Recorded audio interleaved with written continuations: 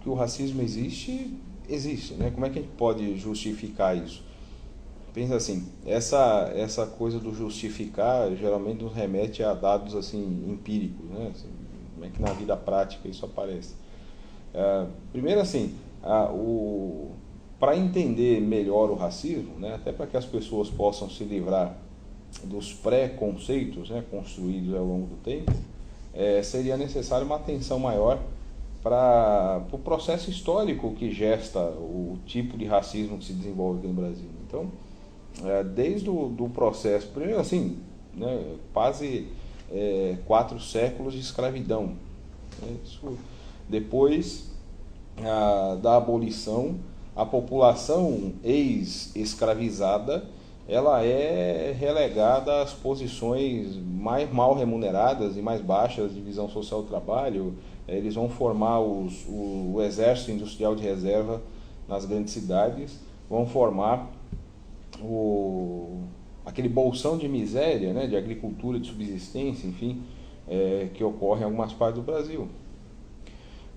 Essa população foi relegada. Ali já antes da abolição, né, as teses sobre o branqueamento da população, a influência das teorias racistas, né, e biológicas da evolução, que tentavam apontar a existência de raças ou de raças distintas da espécie humana, ou de grupos distintos vivendo em momentos, né, também distintos do processo evolutivo, o que justificaria a dominação de um grupo sobre o outro, né, que é uma conclusão totalmente, ainda que isso fosse verdade, né, a conclusão sobre a possibilidade ou a necessidade, né, ou a justificativa de um grupo submeter e explorar outro porque é superior, né, quer dizer, essa é uma conclusão derivada disso que não é automática, né, assim, ainda que nós conseguíssemos, como disse o Pierre Bourdieu um dia, ainda que nós conseguíssemos comprovar, e ninguém conseguiu fazer isso, que existem grupos humanos distintos, geneticamente determinados para essa ou aquela função, e na valorização que nós temos na sociedade que a gente vive do trabalho intelectual, né, esse grupo mais apto ao trabalho intelectual aparecesse então, né, mais valorizado e como superior, enfim, isso não justificaria, então ainda que fosse possível comprovar isso, ninguém jamais conseguiu comprovar, isso não deveria servir para justificar a dominação de um grupo sobre o outro, né? Então isso é uma conclusão totalmente derivada. Então o racismo existe, ele foi gestado desse processo histórico de exclusão, primeiro da forma como essa população foi submetida aqui no Brasil à escravidão, depois ao destino, né, que essa população foi relegada, enfim, né, no processo histórico brasileiro. Se nós pegamos dados estatísticos, a população negra, entre a população mais pobre, né, mais pobre ainda é a população negra.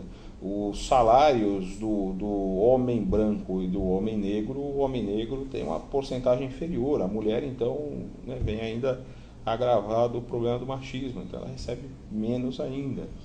A maneira como o negro foi sempre caricaturizado através dos meios de comunicação, da literatura, enfim, né? Se nós pegamos em grandes corporações, grandes empresas, né, determinadas tarefas, determinadas funções às quais os negros não têm acesso. Antigamente se pedia boa aparência nos empregos, vinha lá os classificados, então precisa ter boa aparência.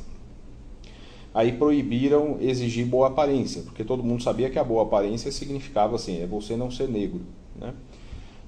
Aí foi exatamente nesse momento que inventaram mandar currículo com foto. Então você resolve de outro jeito, né? Você manda o currículo com foto, o cara bate o olho ali, vai. Olha, isso tem mudado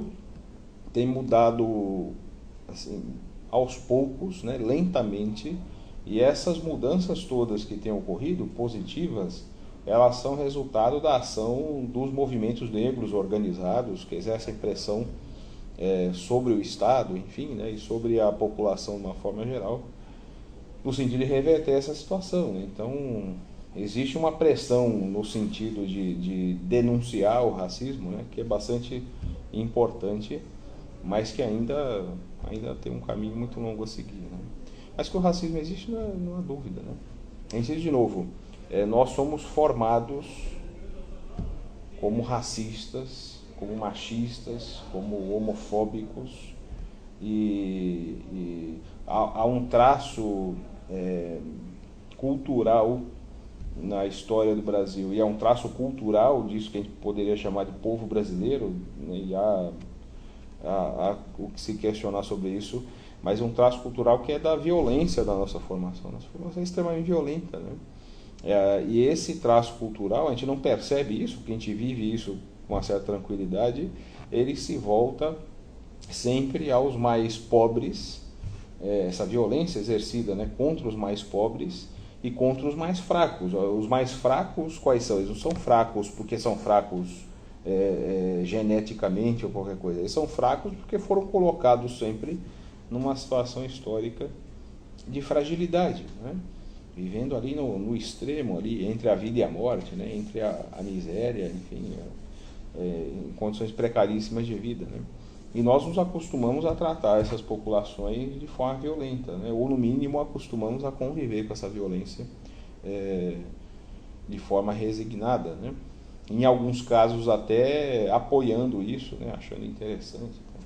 Enfim, essas populações, né? Como a população afrodescendente, a população negra, o que resta ainda dos povos nativos aqui do Brasil, elas sofrem preferencialmente com essa violência que é um traço cultural do povo brasileiro. Então o racismo está aí, né? Exposto, embora velado, né? Parece um paradoxo insolúvel isso, mas é isso, né?